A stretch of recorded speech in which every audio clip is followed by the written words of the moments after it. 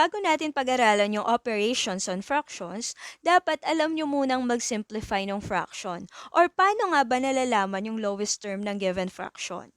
So, ang unang concept na dapat malaman nyo is the greatest common factor or the GCF. So, let's say, we need to find for the GCF of 9 and 12. So, isa sa way na ginagamit natin in finding for the GCF is the prime factor 3. So, let's say we have 9. So, maglalagay tayo ng branch in which ilalagay natin doon yung factors niya, which is 3 times 3. Since yung factors ni 9 ay prime numbers na, then mag-stop na tayo dito. Next, we will have 12. So, for 12, we will have 3 times 4. Since yung 4 ay hindi pa prime number, magbo-branch ulit tayo at doon natin ilalagay yung factors ni 4 which is 2 times 2.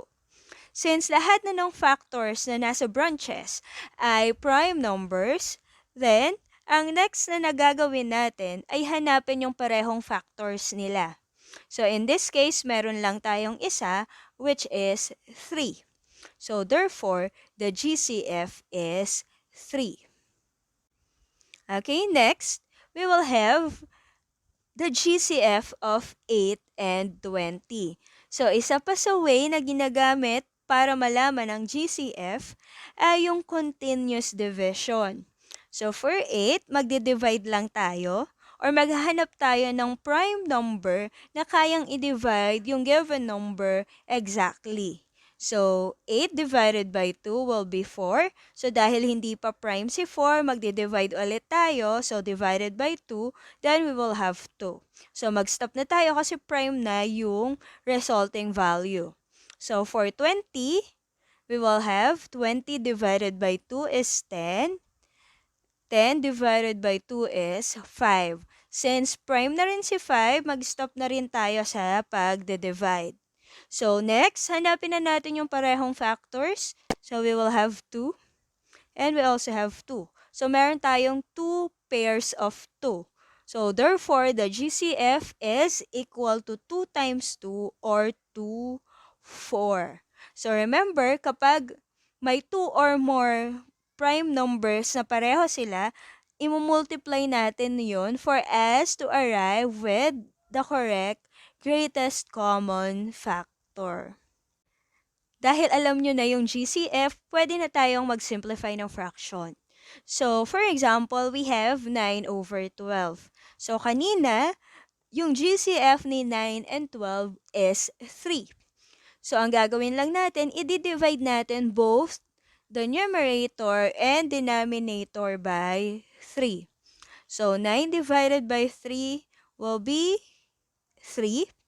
12 divided by 3 will be 4. So, therefore, the simplest form of 9 over 12 will be 3/4. Okay, next, we have 8 over 20. So, kanina, nakita na rin natin na yung GCF ni 8 over 20 is 4. So, i-divide natin both by 4. So, 8 divided by 4 will give us 2. Then, 20 divided by 4 will give us 5. So, hindi na bago yung value ng fraction kahit sinimplify natin. Remember na kapag pareho yung numerator and denominator, that is equal to 1. So, kapag nag-divide ka ng 1 sa kahit anong number, hindi nun maaapektuhan yung value nung number na yon. Okay, so next we have 7 over 28. So, what is the GCF between them? We will have 7. So, 7 divided by 7 is 1. 28 divided by 7 is 4. So, minsan, yung GCF makikita mo na dun sa given.